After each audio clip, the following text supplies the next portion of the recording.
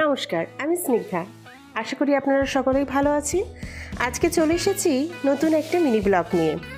তো সেদিন গেছিলাম আমি, জিৎ আর জিতের বোন মানে মন্দিরা মিলে জুডিও, ইয়ংস্টার আর বাজার কলকাতায়।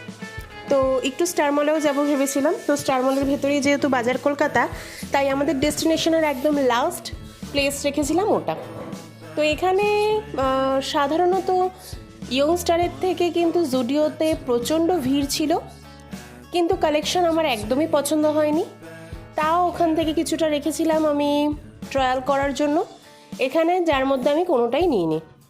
কোথাও একটা গিয়ে আমার মনে হলো রাস্তায় এগুলো পরে বেরোনো মানে আমার মা আমাকে কেলাবে। তো এই সমস্ত জিনিস মাথায় রেখে আমি একেবারে চলে যাই বাজার কলকাতায়।